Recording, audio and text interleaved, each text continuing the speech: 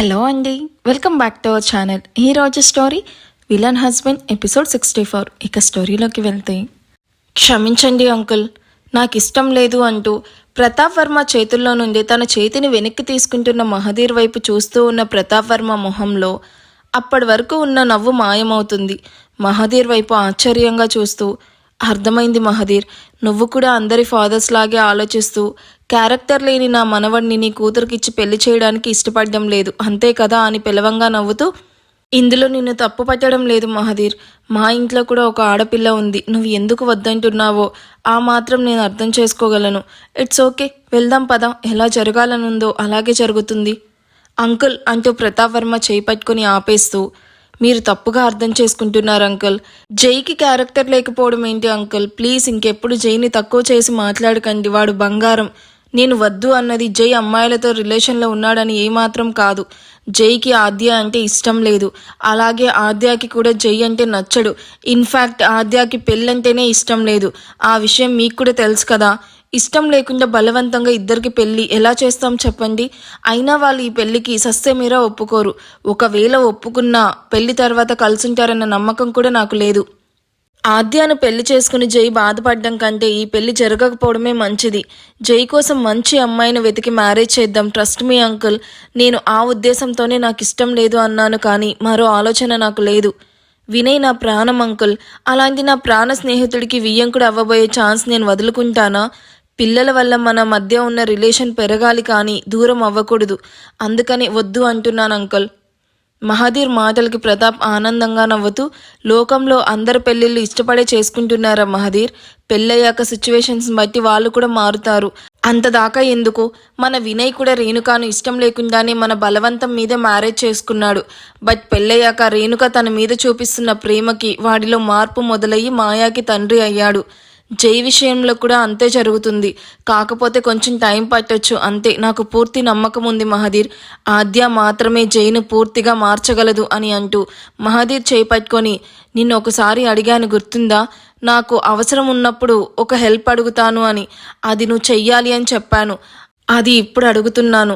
జై ఆద్యాల పెళ్లికి నువ్వు మనస్ఫూర్తిగా ఒప్పుకొని వినయ్ను ఒప్పించు మహదీర్ అంటూ రిక్వెస్టింగ్ అడుగుతున్న ప్రతాప్ను చూసి ఒప్పుకోక తప్పదు మహదీర్కి. దాంతో చిన్నగా నవ్వుతూనే తన ఆన్సర్ చెప్తాడు. మహదీర్ అంటే ఎమోషనల్గా ఫీల్ అవుతూ మహదీర్ని హక్ చేసుకుంటూ, ఇవాళ నాకు చాలా హ్యాపీగా ఉంది, ఈ రోజు కోసమే నేను మాయ చాలా డేస్గా వెయిట్ చేస్తున్నామంటూ మహదీర్కి దూరంగా జరిగి, నీకు తెలుసా మహదీర్, ఆద్యాను ఎప్పుడైతే నా ఇంట్లో చూశానో అప్పుడే అనుకున్నాను ఎప్పటికైనా నా మనవడికి ఆద్యతోనే పెళ్లి జరిపించాలి అని. అందుకే జై కోసం ఎంతమంది అమ్మాయిల ఫొటోస్ నాకు మ్యారేజ్ బ్రోకర్ చూపించినా సరే నాకు ఎవ్వరూ నచ్చలేదు. ఆద్య అయితేనే నా ఇంటిని ఇంట్లో వాళ్ళని మార్చగలదు అంటూ ఆనందంగా చెప్తాడు. ప్రతాప్ వర్మ మాటలకి ఆనందంగా ఉన్నా ఇప్పుడు ఆద్యాను పెళ్లికి ఒప్పించడం తలకు మించిన భారం. దాని గురించి ఆలోచిస్తూ ముందు ఈ విషయాన్ని వినయ్కి చెప్పి ఒప్పించి కొంతలో కొంత వినయ్ పడుతున్న బాధను తగ్గించాలి అని ఇద్దరు తిరిగి హాస్పిటల్కి స్టార్ట్ అవుతారు. హలో శ్రియ, ఎక్కడున్నావు? నువ్వు ఎక్కడున్నా సరే ఇంకొక గంటలో అరమ్మ వెన్యూ రెస్టారెంట్కి వచ్చి నేను నీకోసం అక్కడ వెయిట్ చేస్తూ ఉంటాను, నీతో అర్జెంటుగా మాట్లాడాలి అని అపర్ణ కాల్ కట్ చేసి వెంటనే శ్రియాకి చెప్పిన రెస్టారెంట్కి స్టార్ట్ అవుతుంది. ఎందుకు ఇంత అర్జెంటుగా రెస్టారెంట్కి రమ్మంటుంది అని ఆలోచిస్తూనే అపర్ణ చెప్పిన టైంకి రెస్టారెంట్ ముందు కార్ పార్క్ చేసి లోపలికి నడుస్తుంది శ్రియ. ఐఆమ్ హియర్ అని హ్యాండ్ రైజ్ చేసిన అపర్ణ వైపు చూసి తన కోసమే వెతుకుతూ ఉన్న శ్రియ డైరెక్ట్గా వెళ్ళి తన ముందు కూర్చుంటూ, చెప్పండి ఆంటీ, దేని గురించి అంత అర్జెంటుగా పిలిచారు? ఇప్పుడేగా వచ్చావు, ఎందుకంత తొందర? ముందు కూల్గా ఈ కోల్డ్ కాఫీ తాగు అని తను ఆర్డర్ చేసిన కాఫీ రాగానే ఒకటి శ్రియ వైపు నెడుతూ ఇంకొకటి తను సిప్ చేస్తూ ఉంటుంది. కమాన్ ఆంటీ, మీ అంత కూల్గా నేను ఉండలేను, అక్కడ ఏం జరుగుతుందో ఏంటో అని తలుచుకుంటే నాకు పిచ్చెక్కేస్తుంది. అట్ ఎనీ కాస్ట్ రుద్ర నాకు కావాలి అని కోపంగా చెప్తున్న శ్రియ వైపు చూస్తూ, దాని గురించి చెప్పడానికే పిలిచాను. ఈ అపర్ణ మాటిస్తే ఎప్పటికీ తప్పదు అంటూ తన హ్యాండ్ బ్యాగ్లో నుండి ఒక ఫోటో తీసి టేబుల్ మీద శ్రియ ముందు పెడుతుంది. పర్పుల్ కలర్ సారీలో చేతిలో బొకే పట్టుకుని నవ్వుతూ ఉన్న మాయా ఫోటో వైపు చూస్తూ, హూ ఇస్ షీ అంటూ మాయా ఫోటోను చేతిలోకి తీసుకుంటూ అడుగుతుంది. రుద్ర ప్రేమిస్తున్న అమ్మాయి, పేరు మాయా. అండ్ నువ్వు అన్నది నిజమే, ప్రజెంట్ రుద్ర మాయా కోసమే ఇండియా వెళ్ళాడు అండ్ తన ఇంట్లోనే ఉంటున్నాడు.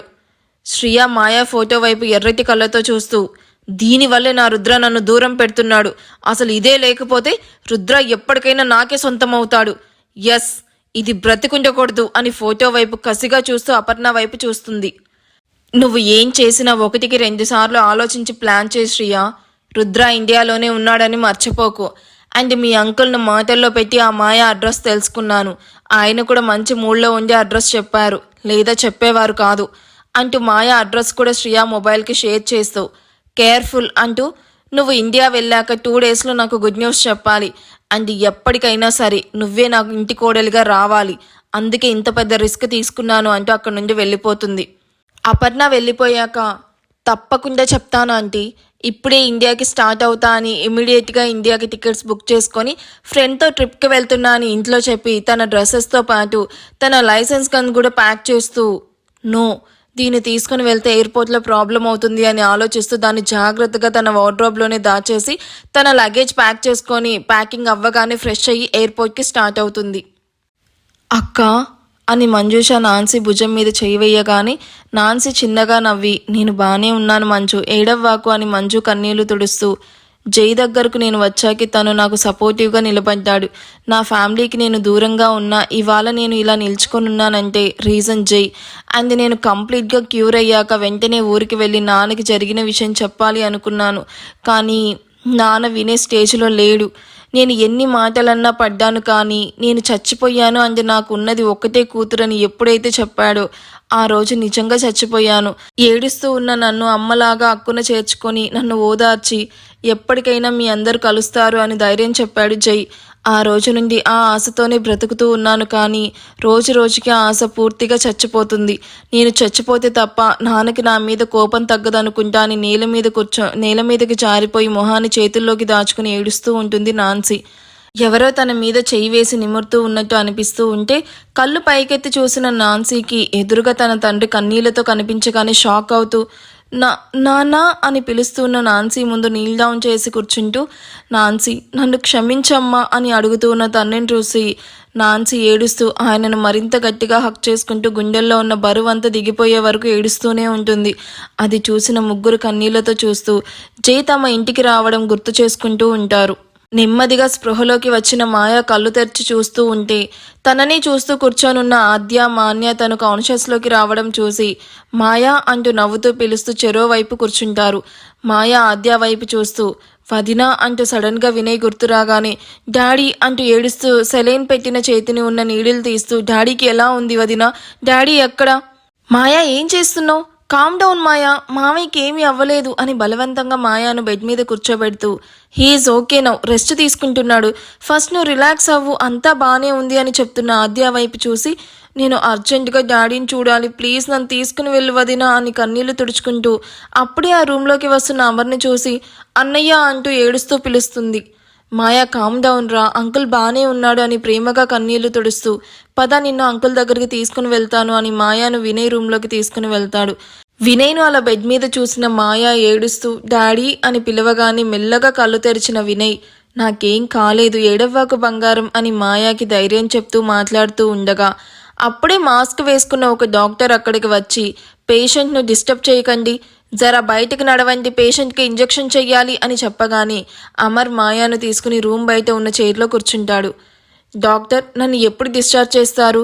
తన పాకెట్లో ఉన్న ఇంజెక్షన్ తీస్తూ ఉన్న డాక్టర్ వినయ్ వైపు చూస్తూ ఇంకొక గంటలో శాశ్వతంగా డిశ్చార్జ్ చేస్తాం, కళ్ళు మూసుకొని సప్పుడు చేయకుండా పడుకోండి అని చెప్తున్న డాక్టర్ వైపు చూస్తూ డౌట్గా చూస్తూ మీ లాంగ్వేజ్ ఏంటి డాక్టర్ అలా ఉంది, అండ్ నాకు ట్రీట్మెంట్ చేసిన డాక్టర్ వాయిస్ కూడా ఇది కాదు, అసలు మీరు ఎవరు? ఆ డాక్టర్ రౌండ్స్కి వెళ్ళిపోయిండు, అందుకే నేను వచ్చిన, జరా నోరు బంద్ చేసి పడుకో అంటూ ఇంజెక్షన్ చేయబోతూ ఉన్న డాక్టర్ చేపట్టుకొని మొహానికి వేసుకున్న మాస్క్ లాగేసిన వినయ్ షాక్ అవుతాడు.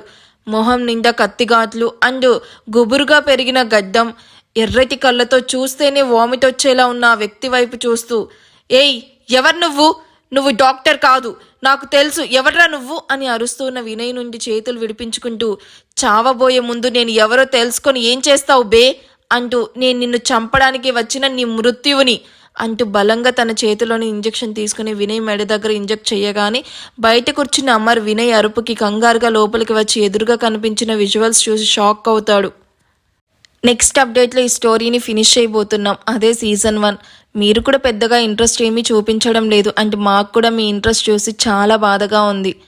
చాలా ఎక్స్పెక్టేషన్స్తో మేము దీన్ని స్టార్ట్ చేసాం. బట్ మీరు కొంచెం కూడా దీని వైపే చూడడం లేదు. వ్యూస్, కామెంట్స్, హైప్ ఏమీ కూడా లేవు. ఇక ఎలా ఇంట్రెస్ట్ వస్తుంది, రాయాలనిపిస్తుంది మీరే చెప్పండి. అందుకే నెక్స్ట్ ఎపిసోడ్తో దీన్ని ఆపేయాలని ఫిక్స్ అయ్యాం. మీ ఎంకరేజ్మెంట్ చూసి మాకు జోష్ రావాలి కానీ నీరసం కాదు. సో అంతే, ఈ స్టోరీని ఈ సీజన్ 1కే ఆపేద్దామని ఫిక్స్ అయిపోయాము. So thank you for watching. Bye.